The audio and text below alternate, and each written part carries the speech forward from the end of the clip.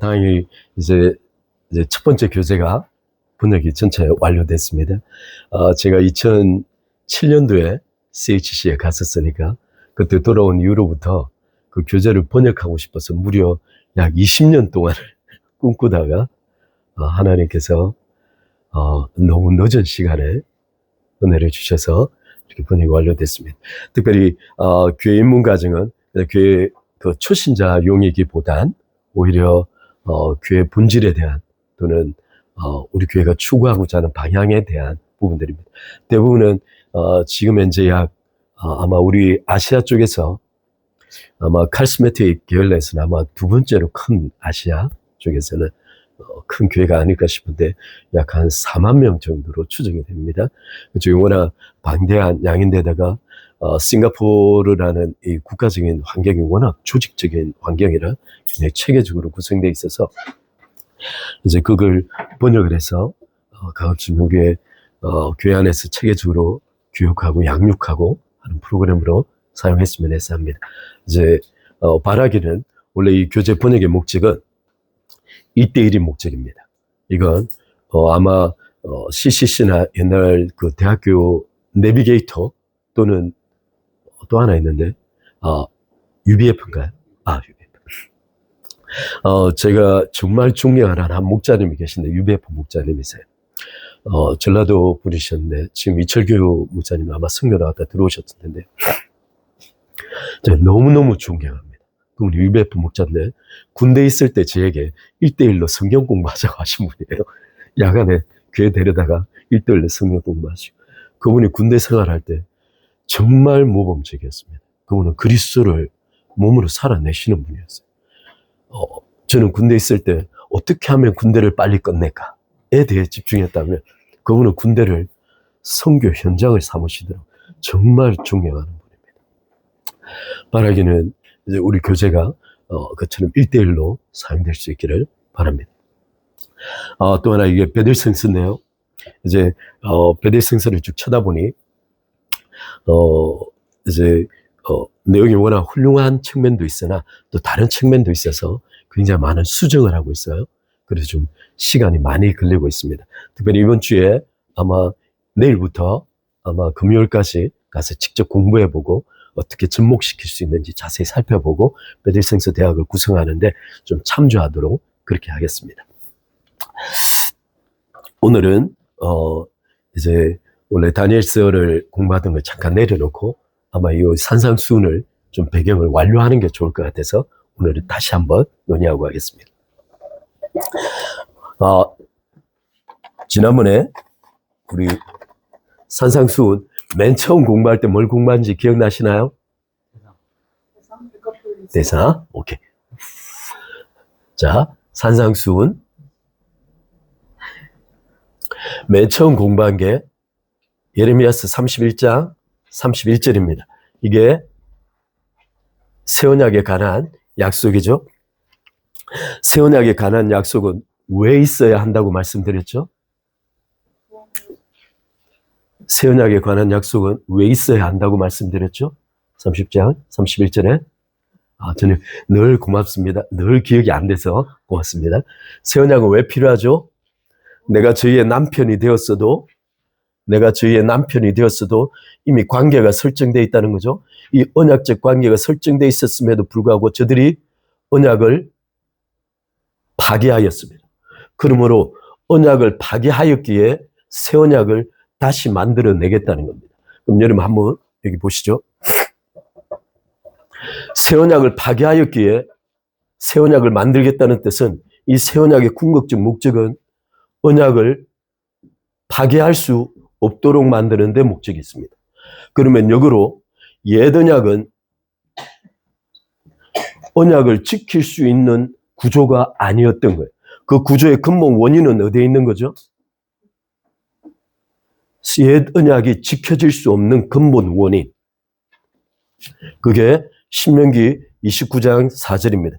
예수 하나님께서 모세를 통하여 뭐라고 말씀하시죠? 하나님께서 너에게 모든 율법과 모든 것은 주셨으나 주시지 아니한 것이 있는데 깨닫는 마음을 주시지 아니하시고 듣는 귀와 보는 눈을 주지 아니하셨다고 하셨어요.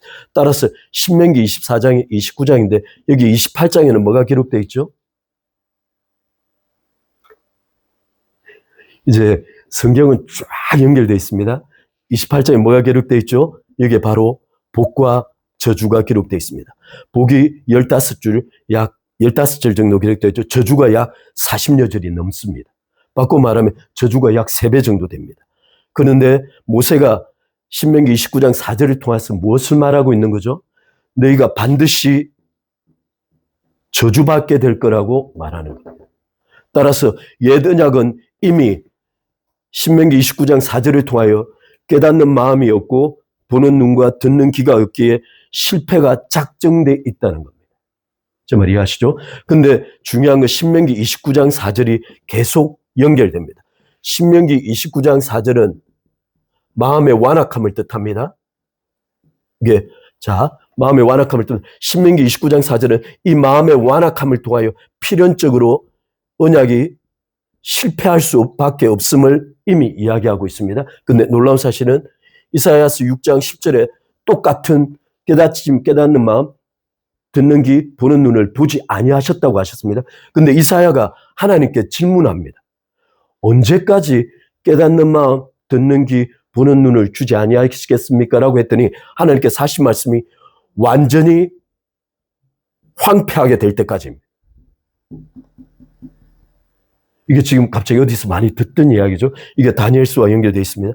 이사야서 6장 10절에는 신명기 29장 4절에는 마음이 완악하다는 걸 지적하고 난 다음에 이사야서 6장 10절에는 어느 때까지 완악하겠습니까? 이스라엘이 완전히 황폐케 될 때까지. 근데 하나님이 조건이 하나 있습니다. 남은 자들도 없어진 상태, 오직 하나, 거룩한 씨가 남을 때까지 황폐케 될 겁니다. 이게 씨를 봤더니 단수예요. 오직 한 씨가 남을 때까지 황폐케 될 겁니다. 바꿔 말하면 그때까지 이스라엘의 마음의 완악함이 해결되지 아니할 거라는 거예요. 더 놀라운 사실은 사도행전 28장 26절로 27절에 이 말씀을 똑같이 바울이 하고 있습니다.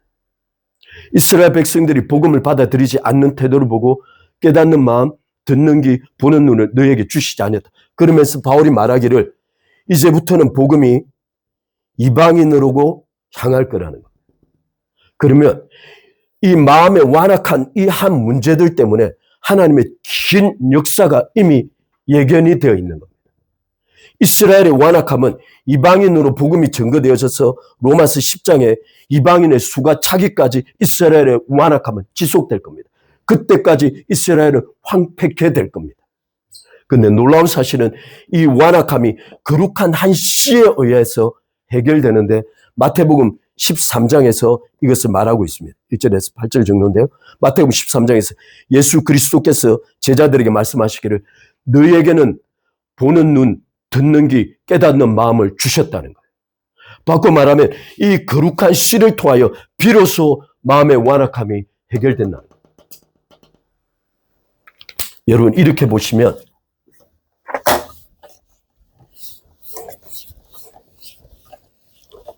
제가 다시 한번 요약하겠습니다. 마음에 꼭 정리하세요. 마음의 완악함은 신명기 29장 4절로부터 시작됩니다. 신명기 29장 4절에 마음의 완악함을 통하여 필연적으로 언약이 실패할 수밖에 없음을 예견했죠. 이사야서 6장 10절에서 이 완악함이 어느 때까지? 이스라엘이 완전히 황폐하여 무너질 때까지, 거룩한 한 씨가 남을 때까지. 그리고 사도행전 28장 26절로 27절까지는 이 마음의 완악함 때문에 복음이 이방인으로 증거된다고. 이 이방인을 증거된 로마 10장에서 이방인의 수가 완전히 차기까지 그들의 마음의 완악함은 해결되지 않는다는 겁니다. 저 말이 하시죠? 따라서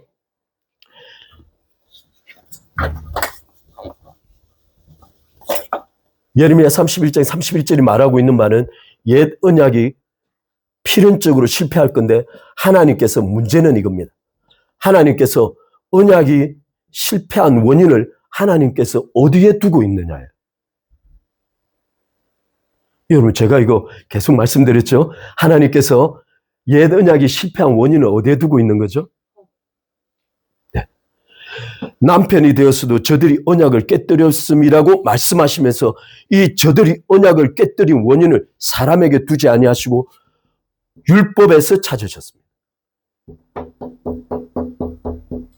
따라서 새 언약의 근본적 본질은 율법에 가지고 있는 근본적 문제를 하나님께서 해결하시겠다는 거예요. 다시 한번. 새 언약의 본질은 언약을 파기할 수 없도록 만드는데 그 언약이 파기된 근본적 원인을 하나님께서 율법에 있다고 보는 거예요. 따라서 새 언약의 핵심은 율법이 가지고 있는 문제를 해결함에 있습니다. 이걸 꼭 기억하셔야 합니다. 따라서 율법을 끊임없이 복음 안으로 회귀시키려고 하는 노력은 하나님께서 문제를 해결하시는 방식과 완전히 역행하는 거예요. 그것은 하나님 뜻이 아니에요. 오늘 산상수훈을 통해서 말씀드리고 싶은 게 바로 이 점입니다. 그래서 제가 예레미야 첫 번째 예레미야 31장 31절을 통해서 하나님의 언약 계획을 말씀드렸죠. 두 번째가 바로 대상입니다. 이 대상은 지난번에 말씀드렸죠. 가장 대표적인 게 데카폴리스라고, 데카폴리스 뭐라고? 10개의 도시인데 유대인들을 뒤로 나눠서 밑에 유다 지방에는 유대주의라는 소위 율법 중심의 체계를 가지고 있죠. 이 북쪽 지방에 헬레니즘을 통하여 그리스, 로마 문화가 들어와 있는 이 중심 도시를 데카폴리스라고 부렸습니다. 근데 예수님께서 지금 산상수훈을 말씀하고 오신 곳이 갈릴리예요. 이쪽 지방이에요. 따라서 이쪽에 나온 사람들은 데카폴리스와 유대 지방에서 예수님의 말씀을 듣고 몰렸는데 이 대상들의 절대 다수는 데카폴리스에 나온 사람들뿐만 아니라 병자들, 사회적 약자들 또는 심지어 귀신 들린 자들을 데리고 나온 거예요. 따라서 이 사람들의 가장 궁극적 특징은 산상수훈에 대하여 전혀 준비가 안 된 사람들. 예수님은 왜 이 사람들에게 산상수훈을 전했을까 하는 거예요. 두 번째는 이걸 기억하셔야 합니다. 따라서 대상의 문제를 이해해야만 예수님께서 율법보다 더 궁극적인 산상수훈을 왜 그들에게 전했을까를 이해해야 하나님의 뜻을 이해할 수 있다는 거예요. 제가 오늘 이 문제를 집어두고 너무 반복되니까 제가 지난주에 했던 내용들을 간략하게 요약하고 넘어가겠습니다. 지난주에 산상수훈과 율법의 차이를 논했습니다. 그죠? 가장 첫 번째 산상수훈의 차이가 뭐죠? 율법과 산상수훈의 가장 첫 번째 차이가 뭐죠? 더 빡세다. 더 빡세다. 네, 더 빡셉니다. 맞습니다. 더 빡셉니다. 우리 갑자기 한번 찾아볼까요? 마태복음. 이제 오늘 너무 길어지니까 제가 좀 짧게 하려고 가져왔는데 마태복음 5장 27절로 28절입니다. 마태복음 5장 27절로 28절입니다.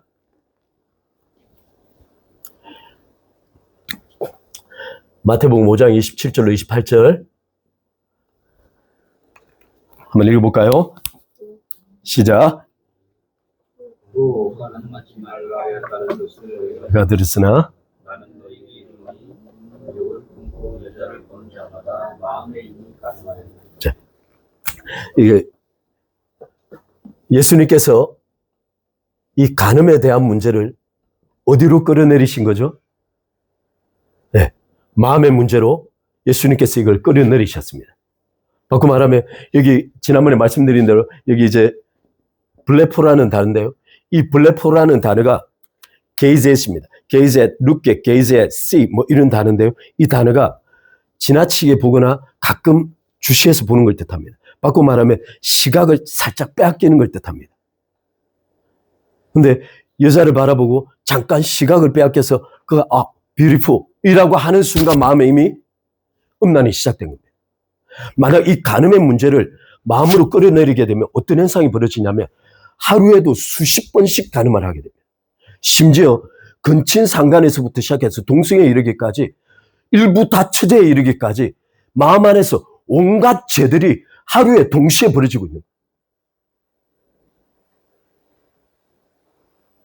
따라서 예수님께서는 구약 속에서 간음하지 말라 이 간음에 대한 구약의 근본적인 문제는 결혼 외에 혼인 외에 성관계를 지칭하는 단어입니다. 근데 예수님께서 산상수훈을 말씀하시면서 이 간음의 문제를 마음으로 끌어들인 거예요.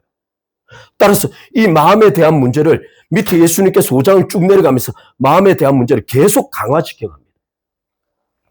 그렇다면 산상수훈은 마음을 건드리는 순간 이 법은 지킬 수 없는 법이라는 거예요.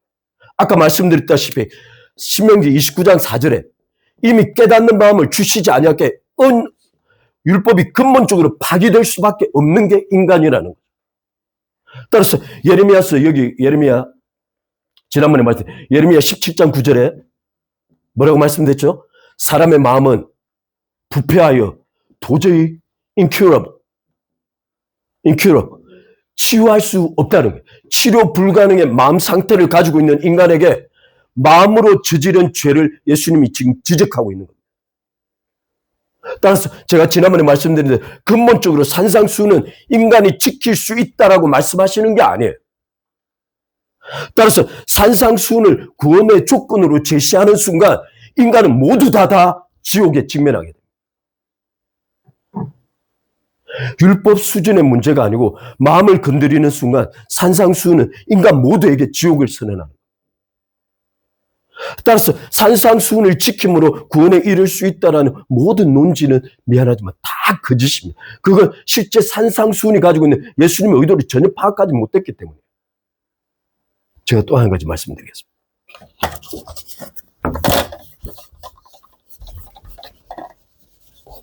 제가 오늘 논리가 약간 어려워서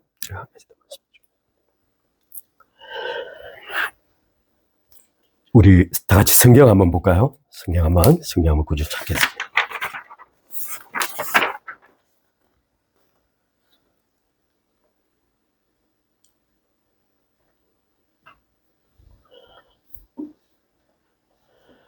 마태복음 19장 8절 한번 볼까요? 제가 지난번에 봤으니까 마태복음 19장 8절 한번 보겠습니다. 마태복음 19장 8절. 지난번에 봤을 때 여기 19장 8절 한번 읽어볼까요? 내가 너희 마음에 완악한 때문에 아내 버림을 허락하려거니와 본래는 그렇지 아니하니라. 예. 지금 아까 지난번에 말씀드렸다시피 율법은 일종의 타협의 산물입니다. 율법은 인간의 마음과 타협의 산물입니다. 하나님께서 지난번에 말씀드린 대로 하나님의 본래의 법이 있죠. 예수님께서 말씀하신 본래의 법은 창세기 1장 2장에 기록된 본래의 법입니다. 그런데 지난번에 말씀드린 여기 마음의 완악함을 인하여 모세가 일종의 타협안을 제시한 겁니다. 그 타협안이 이혼을 가능케 하는 겁니다. 근데 그 당시에 예수님 당시에 이 바리새인과 상당수의 지도자들은 아무런 연고 없이 여인을 버렸습니다. 제가 좀 이 문제를 좀 너무 복잡하게 가니까 오늘 진행하겠습니다.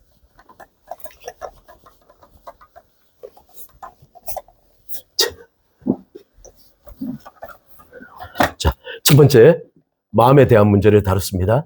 두 번째 지난번에 다룬 게 뭐죠?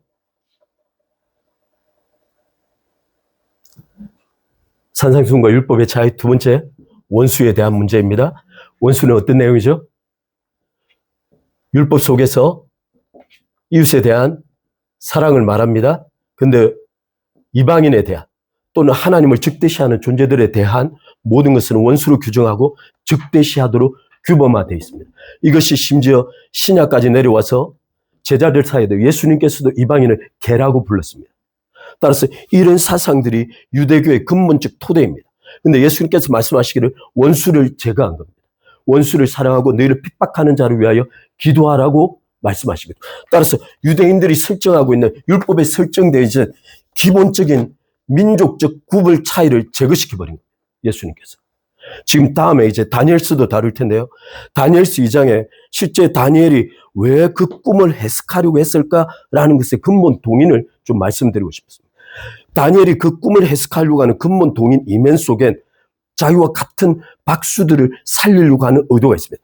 다니엘서 2장을 보면 다니엘이 끊임없이 자기와 함께 공부한 사람들을 뭐라고 부르냐면 지혜자라고 부릅니다. 근데 이 동일한 사람들이 바벨론의 느부갓네살에게 가면 박수, 술객, 점쟁이라고 불러집니다.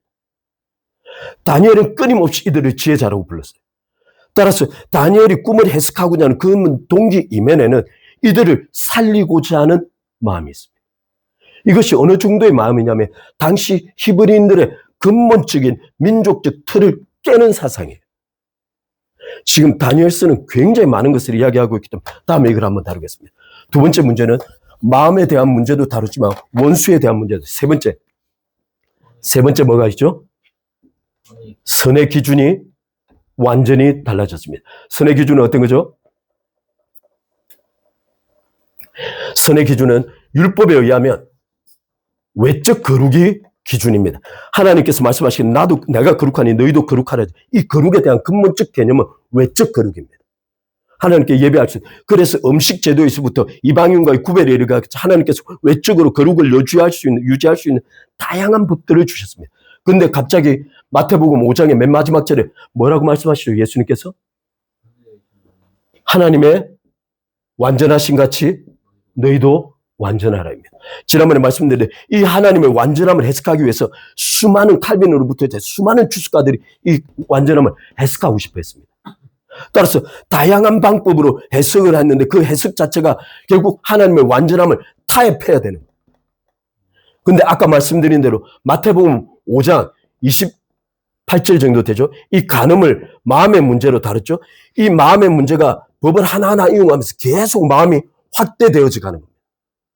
따라서 마음 자체를 통하여 법을 성취하는 문제로 가게 되면 건드릴 수 없는데 이 클라이막스가 어디냐면 바로 하나님의 완전하신 같이 너희도 완전하라. 바꿔 말하면 하나님은 예수 그리스도는 계속 마음을 확대시켜가면서 하나님의 완전하심을 통해서 클라이막스를 이루고 있는 거예요. 따라서 예수님의 근본적인 의도는 하나님의 완전 그 자체입니다. 따라서 산상수훈이 제시하고 있는 선의 기준은 율법하고 완전히 다릅니다. 히브리서에도 역시 이 말씀이 기록되어 있어요. 율법은 외적인 육체의 거룩함을 다루는 문제라고 히브리서가 직접 기록하고 있습니다. 네 번째 있죠? 네 번째 이야기하겠습니다. 네 번째, 죄에 대한 극단적인 혐오를 말하죠. 팔을 잘라버리고 손을 잘라버리고 눈을 뽑으라는 명령을 하고 있습니다. 따라서 죄에 대한 극단적 혐오를 말하고 있습니다. 다섯 번째는 뭐죠? 선의 범위를 무한히 확대시킨 겁니다. 잠깐 이거 한번 보겠습니다. 5장 39절로 42절 한번 보겠습니다. 5장 39절로 42절.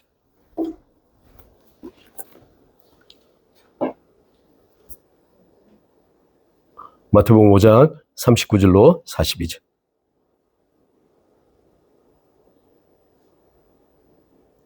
한번 같이 읽을까요? 시작.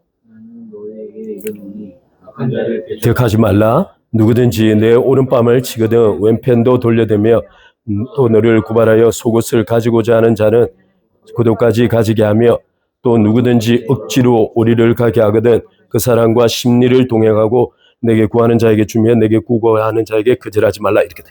지난번에 말씀드린 대로 선에 보면 이 말씀의 핵심은 뭐냐면 누구든지입니다.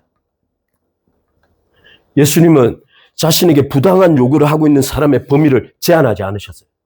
따라서 산상수훈은 선의 범위를 무한히 확대시켜 둔 겁니다. 지금 여섯 번째 있죠? 여섯 번째. 제가 지난번에 말씀드린 예수님께서 염려를 금지하셨습니다. 만약 엄밀한 의미에서 이 생활에 대한 삶에 대한 염려를 명령, 금지로 바라본다면 우리는 매일 일상을 통해서 끊임없이 범죄하고 있는 거예요. 심지어 예수님께서는 이 염려를 이방인들이 하는 것이라고 규정하셨습니다. 그렇다면 인간의 염려는 하나님을 근본적으로 부정하는 데서 발단이 된다는 거예요.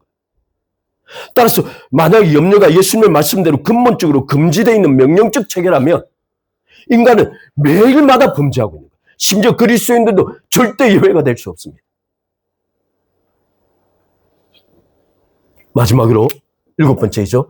아까 말씀드린 대로 마태복음 19장 8절에서 예수님께서 율법의 타협점을 원래의 법으로 돌리신 거예요. 따라서 이혼은 음행한 연고 없이 이혼하는 모든 것이 범죄가 됩니다. 따라서 율법이 타협되어진 다양한 타협점들을 예수님께서는 근본 뿌리 하나님의 법 체계 자체로 바꾸고 있는 거예요. 따라서 결론은 이겁니다.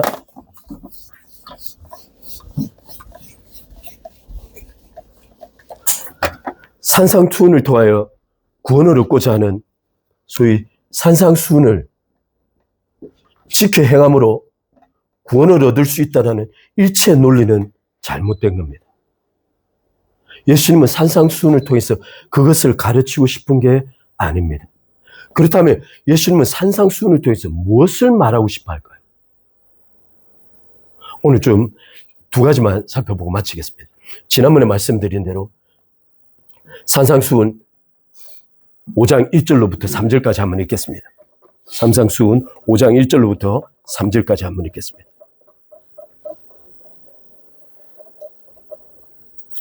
산상수훈 5장 1절로부터 3절 제가 읽겠습니다. 예수께서 무리를 보시고 산에 올라가 앉으시니 제자들에게 나온지라. 잠깐만. 지금 여기 9절에 보면 예수님께서 산에 올라가 앉으시고 제자들이 나왔다고 되어 있는데요. 이 여러 가지 누가복음이나 다른 방면들이 있기 때문에 좀 다시 살펴보겠습니다. 첫 번째 구절, 예수님께서 무리를 보시고 산에 올라가 앉으시니 제자들이 나온지라 입을 열어 가르쳐 가라사대 심령이 가난한 자는 복이 있나니 천국이 그들의 것이며라고 말씀하고 있습니다. 지난주 금요일날 말씀드린 대로 심령이 가난한 자, 이건 마음에 뱅크럽시 한 사람입니다. 마음의 뱅크럽시는 근본적으로 제가 하나님의 법에 반응할 수 없다는 사실에 대한 인지를 뜻합니다. 제가 이 부분을 좀 달리 설명하겠습니다. 갈라디아서 한번 보겠습니다. 갈라디아서 5장, 갈라디아서 3장 23절로 25절 한번 보겠습니다.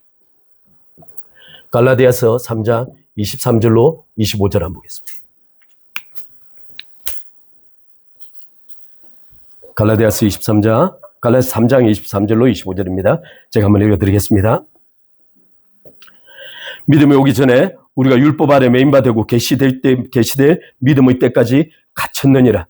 여기 잠깐 하나 기록하죠. 믿음이 오기 전까지 우리는 율법 아래 갇혔습니다. 이게 카스타디 갇혀있다는 뜻이죠. 매인바되 믿음의 때까지 갇혔느니라. 이같이 율법이 우리를 그리스도께로 인도하는 초등교사 또는 옛날에는 몽학선생이라고 불렀죠.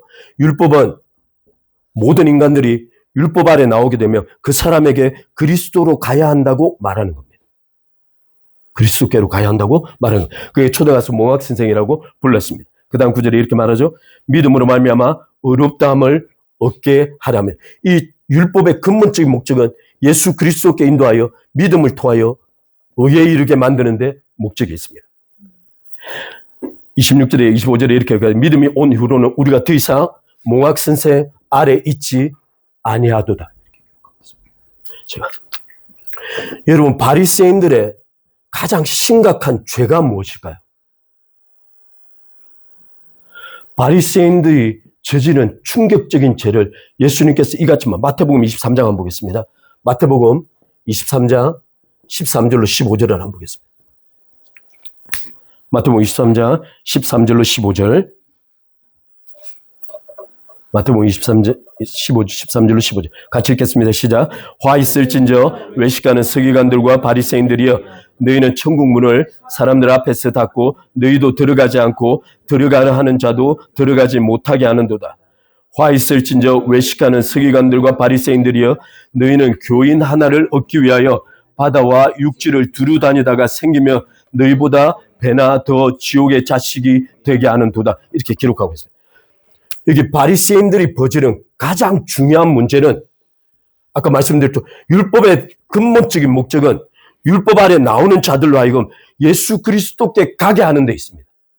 바꿔 말하면 율법이 모든 사람을 그리스도께로 인도하는 근본적인 방법은 바로 이 뱅크랍스입니다. 율법은 사람으로 하여금 자신이 하나님의 법과 하나님의 룰에 반응할 수 없다는 것을 자각시킵니다. 그래서 마음의 심령에 관하는 마음의 심령, 아까 마음의 완악함을 그대로 자각하는 걸 뜻합니다. 하나님께서 자신의 마음을 열어주지 않으면 하나님의 뜻에 반응할 수 없다는 것을 자각합니다. 그래서 아까 마가복음 13장에 예수님께서 거룩한 한시로 비로소 눈을 열어주어야만 볼 수 있습니다. 마음을 열어주어야만 깨달을 수 있습니다. 눈을 열어주어야만 볼 수 있습니다. 따라서 거룩한 시가 없이는 자신이 절대 구원받지 못함을 율법을 통하여 자각하게 되는 거예요. 따라서 율법이 가지고 있는 근본적인 모든 율법적 체계들은 인간으로 하여금 자신이 하나님의 법에 반응할 수 없다는 것을 자각시키는 것이 목적이었는데 바리새인과 서기관들이 이것을 어떻게 바꿨냐면 율법에서 마음을 제거시킨 거예요. 그리고 이 율법을 지킬 수 있도록 만들어낸 겁니다. 바꿔 말하면 지킬 수 없도록 주신 율법을 지킬 수 있게 만들어내는 거예요. 그래서 안식일 제도 1520까지를 만들어 놓고 어떻게 안식일을 지킬 수 있는가를 요구하는 거예요. 따라서 유대인들은 바리새인들과 서기관들은 율법의 수많은 전통과 유전을 통하여 율법을 지킬 수 있게 마련하는 데 최선을 다했습니다. 하나님께서 율법을 지킬 수 없게 해주시고 그것을 통하여 뱅크럽시 마음의 심령에 가난을 깨닫고 그리스도께 오게 만든 율법 자체를 무력화시켜버린 거예요. 따라서 율법을 지킬 수 있게 만드는 순간 어떤 일이 벌어지냐? 누구도 그리스도께 넘어오지 않습니다. 하나님께서 규정하고 계신 율법에 대한 초등교사, 모학선생으로 모든 사람들을 믿음과 그리스도께로 인도해가는 이 율법의 근본적 하나님의 지혜를 무력화시킨 것이 바로 바리새인들과 서기관들이 한 일이에요. 율법을 지킬 수 있게 만드는. 그런데 지금 똑같은 일이 산상수훈에 벌어지고 있는 거예요. 산상수훈을 지킬 수 있게 만들려고 노력하는 겁니다.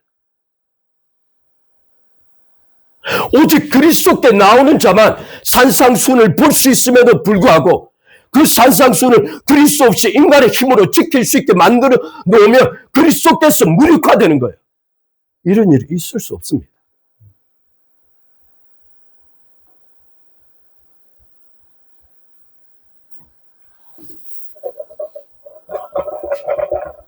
따라서 율법을 지킬 수 있게 만드는 순간 어떤 일이 벌어지냐면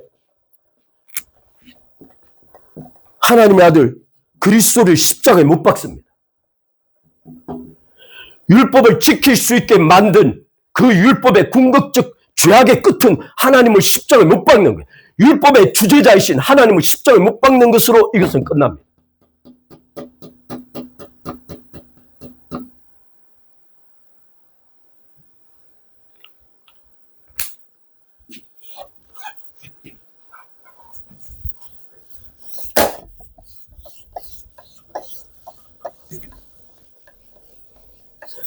따라서 모든 사람은 율법을 대면하는 순간 하나님의 진노를 대면하고 그 진노와 자신의 마음의 완악함과 절대적인 죄악을 깨닫고 그리스도께로 가는 겁니다. 그 그리스도께서 우리에게 주시는 것 믿음의 의입니다. 이게 중요한 것이 있습니다. 믿음의 의죠. 믿음의 의는 로마서 3장에 의하면 제가 지난번에 말씀드렸죠. 우리가 받는 믿음의 의는 율법 외의 한 의입니다. 따라서 우리가 받는 믿음의 의는 율법 밖의 의예요. 율법과 상관없는 의입니다. 율법과 별개의 의입니다. 율법에서 비롯되지 않은 의입니다. 그런데 어떤 이들이 말하기를 이 율법의 의를 통하여 구원받았음에도 불구하고 다시 율법을 지킴으로 구원을 완성해야 된다고 말하는 거예요. 우리가 받은 구원의 근본적인 의가 율법과 전혀 상관없는 의로 우리가 믿음을 통하여 구원받았음에도 불구하고 그들은 다시금 율법으로 돌아가서 율법을 지킴으로 구원을 완성해야 된다고 말하는 거예요. 이것이 누구의 말이냐면 사도행전 15장에 제자들이 예루살렘 공의의 논쟁이 벌어졌죠. 그때 수많은 유대파 그리스도인들이 복음과 더불어 율법을 같이 가르쳐야 한다는 거예요. 이들은 교회 안으로 복음과 더불어 율법을 끌어들이고자 했습니다. 그들의 발상은 사두개인과 바리새인들이 율법을 지킬 수 있게 만듦으로써 하나님께 나아가는 그리스도께 뱅크럽시를 경험하지 못하면 그리스도께 나갈 수 없게끔 했던 바로 그 방법을 교회 안으로 끌어들이려고 해요.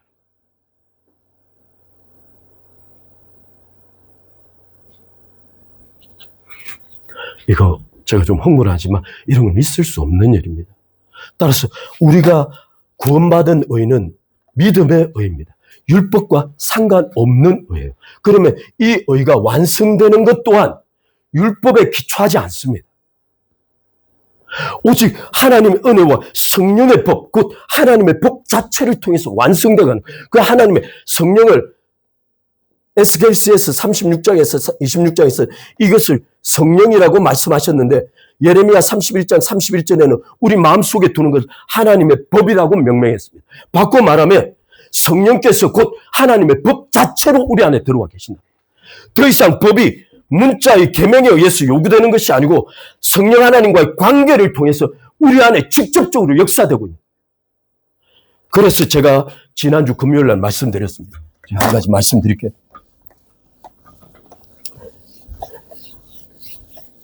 이 부분에 대해서 좀 여러분 정확한 개념을 가졌으면 해서 선악을 아는 지식과 생명나무가 있다 그랬죠? 생명나무가 이렇게 선악을 아는 지식의 근본적 내용은 지식을 통한 타락입니다. 지식을 통한 타락입니다. 바꿔 말하면 에덴 동산에서의 인간은 중립적 존재. 이게 완성된 존재가 아닙니다. 가끔 여기 이들의 생명도 중립적 생명, 이들의 소위 윤리관도 중립적 윤리관, 심지어 이들의 자유도 중립적 자유입니다. 아직 생명나무와 선악을 아는 나무를 선택하지 아니했기에 이 자유는 잠재적 자유입니다. 물론 이 두 가지 외에는 모든 것을 할 수 있었어요. 그런 측면에서 완전하다 할 수 있으나 여전히 잠재적 자유. 따라서 인간은 이 두 중에 하나를 선택함으로 인류의 역사의 방향을 결정하는 책임이 주어져 있는 거예요. 그런데 그들이 선택한 건 이 지식에 의한 타락이었습니다. 소위 도덕을 통제하고 싶다는 거죠. 도덕을 통제함으로 신과 같이 될 수 있다고 보는 거예요. 따라서 이 인간의 타락은 도덕으로의 타락입니다. 도덕을 통제함으로 신처럼 될 수 있다는 이 방식은 근본적으로 하나님으로부터 독립선언. 소위 비관계적 선택이에요. 그런데 선악을 하는 생명나무는 어떤 선택이냐면 하나님과의 관계적 선택입니다. 제가 사랑을, 자유를 정했죠. 사랑과 소속에 기반한 자발적 선택이라고. 바로 하나님께서는 인간에게 사랑과 소속에 관한 자발적 선택을 통하여 이 생명나무를 취하기를 원하셨습니다. 따라서 만약 인간이 생명나무를 취했다고 하면 인간은 근본적으로 도덕을 알지 못합니다.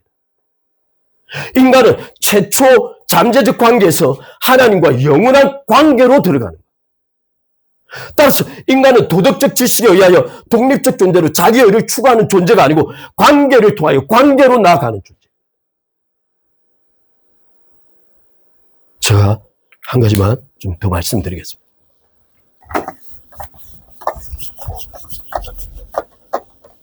이게 좀 여러분께 좀 어려울 수 있지만 좀 폴 리케르가 제가 이따 말씀드렸죠. 이걸 정리해서 다시 말씀드리겠습니다. 폴 리케르가 말하기를 악의 상징이라는 책인데요. 이 사람이 모든 종교 비교 분석학을 하면서 소위 종교 내에서 악은 어떻게 규정되고 있는가, 악은 무엇을 어떤 상징을 통해 표현되고 있는가를 연구한 폴 리케르. 이게 기독교 철학자입니다. 그런데 이 사람이 말한 것이 있습니다. 지난번에 말했죠. 법은 깨진 관계를 강제하기 위하여 도입되었다. 법은 깨진 관계를 강제하기 위하여 도입되는 것. 따라서 법은 원천적으로 관계 회복을 목적하지 않습니다.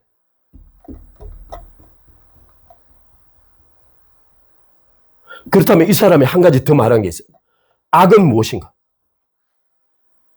지난주 금요일 말씀드린 악은 무엇이죠? 악은 무엇이죠? 깨어진 관계입니다. 따라서 악은 깨어진 관계입니다. 그런데 인간의 심각한 정말 선악을 아는 나무 어느 정도로 인간에게 치명적 문제를 초래하는지 바로 이것을 통해 확인합니다. 인간의 악은 깨어진 관계가 악입니다. 이것이 인간에게 초래된 모든 문제의 근원적 발달입니다. 그런데 인간은 타락함으로 자기 스스로 도덕적 존재가 되었습니다. 따라서 도덕적 존재, 도덕적 의지, 선의 의지, 자기의 모두가 다 악의 표현입니다. 모두가 다 타락의 표현이에요.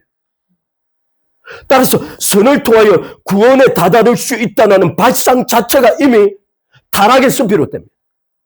율법을 지킬 수 있게 만들어야겠다는 바리새인과 서기관의 근본적 이면 속에 타락이 잠재하고 있는 거예요. 따라서 그 타락 때문에 그리스도께 나아가는 모든 자를 막는 겁니다. 안타깝게 인간은 이 타락의 한계 속에서 자신의 죄, 악을 어떻게 규정하냐면 부도덕을 악으로 규정하는 거예요. 따라서 인간은 이 안에서 끊임없는 쳇바퀴를 돌아갑니다. 누구도 이것이 깨어진 관계가 악이라고 말해주지 않기 때문에. 그런데 그리스도께서 오셔서 너희에게 깨어진 관계가 너희의 악이라고 말해주고 싶어 하는 겁니다. 산상수훈은 바로 깨어진 관계의 의미를 설명해 주고 있는 거예요. 너희는 절대 하나님의 법을 지킬 수 없다는 거예요. 인간은 이 속에서 절대 구원을 발견할 수 없다는 거예요. 하나님의 의를 지키고자 하는 너희의 의심 모든 걸 내려놓으라는 거예요. 율법은 인간으로 하여금 너희 마음의 완악함 때문에 너희 자신이 심령에서부터 존재 자체가 이미 뱅크럽시 되어 있다는 거예요. 파산해 있다는 거예요.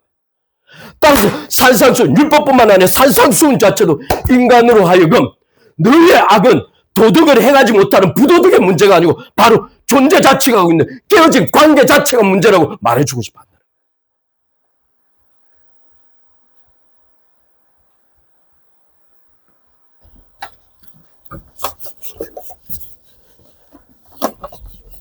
그렇다면 질문이 있습니다. 그렇다면 여기 마지막 질문이 있습니다. 우리 안에 거하시는 성령께서는 어떤 일을 하실까요?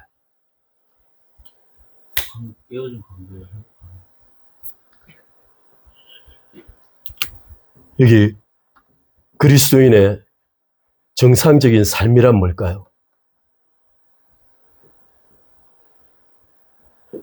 이 부분을 두고 수많은 사람들이 산상수훈을 지켜 구원에 이르는 것이라고 말하고 싶어 한다는 거예요. 이게 아니에요. 성령께서 원하신 건 우리가 가진 도덕적 의지의 강력함이 아닙니다. 그건 끊임없이 타락 안을 쳇바퀴 도는 삶. 우리는 하나님과의 관계에 초점을 맞추는 겁니다. 관계 초점. 그래서 하나님은 인간에게 에덴 동산을 예배의 장소로 주신 겁니다. 하나님께서는 그리스도는 우리를 구원하셔서 예배 안으로 다시 불러들이시는 겁니다. 예배는 하나님과 마주하는 곳입니다. 이곳을 통하여 모세는 하나님의 영광이 이식되는 겁니다.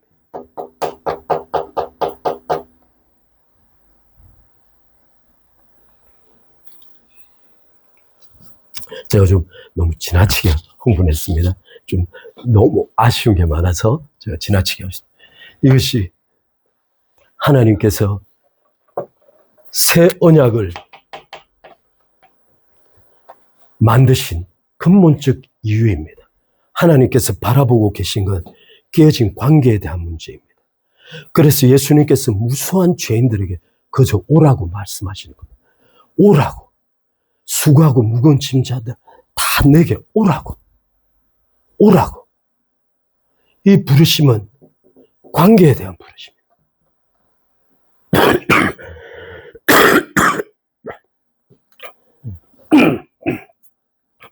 고린도후서 3장 한번 보고 마치겠습니다. 고린도후서 3장입니다.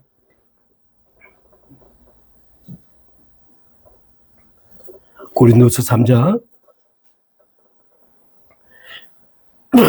15절로 18절까지 고린도후서 3장 15절로 18절까지 제가 읽겠습니다. 오늘까지 모세의 글을 읽을 때 수군이 그 마음을 덮었도다.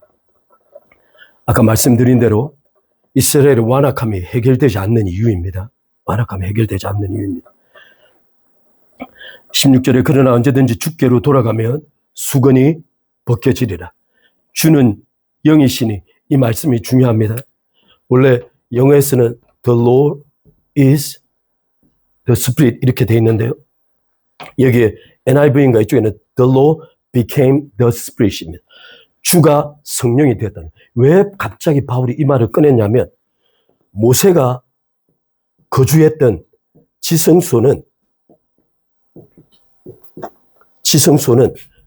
주께서 계신 곳입니다. 여호와께서 계신. 그런데 그리스도의 구원을 통하여 인간의 영 안에 거하시는 영은 성령 하나님이십니다. 바꿔 말하면 모세가 제한적으로 그림자 속에서 경험했던 것을 실체로 우리는 영 안에서 성령 하나님께서 우리에게 내주하십니다. 그렇다면 모세가 그림자 안에서 지성소를 통해서 경험했던 것을 오늘 우리 모든 그리스도인들은 우리의 영을 통해서 경험하는 겁니다. 따라서 주의 영이 계신 곳에는 자유함이 있는데 이 자유함의 본질은 수건을 벗는 겁니다.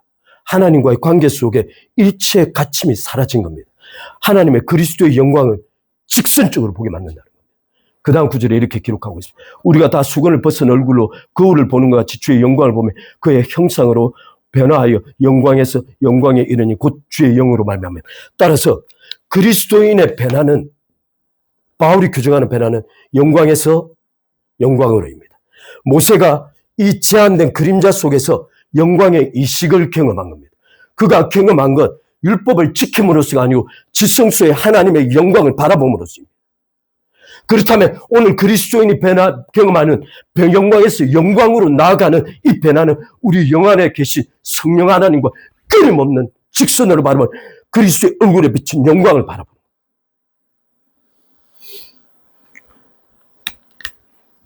왜 바울은 이것을 다른 모든 사람들은 문자와 법칙을 통해 설명하고자 하는데 바울은 이렇게 설명했을까요? 이것이 본질이기 때문에. 오늘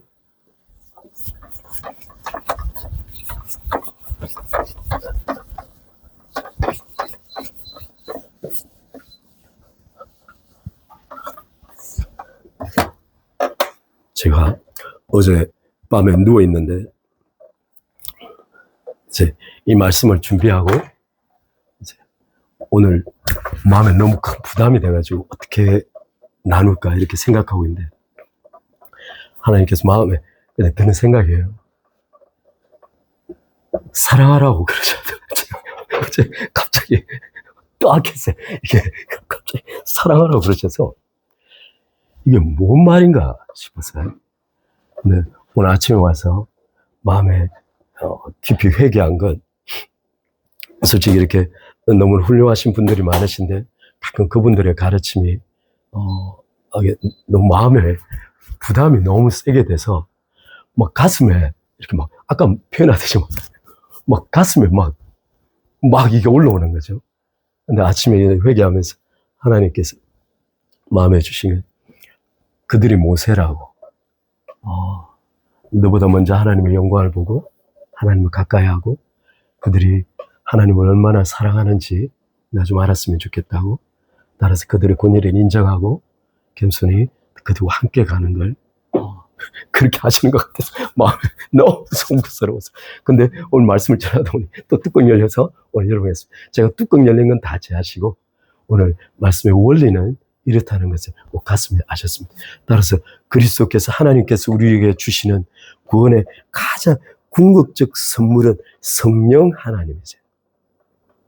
예수 그리스도께서 우리를 위하여 예비하신 가장 아름다운 선물은 성령 하나님이세요. 성령 하나님께서는 우리를 그리스도께로 인도하는 유일한 통로고 주체예요. 따라서 여러분 기도하는 중에 말씀 중에 또는 삶 가운데 매 순간순간마다 성령과의 동행을 통해서 그리스도를 바라보는 경험을 하셔야 합니다. 성령은 우리로 하여금 눈을 열어 그리스도의 영광을 보게 하시는 분입니다. 할렐루야. 오늘 제가 잠깐 기도하고 마치겠습니다.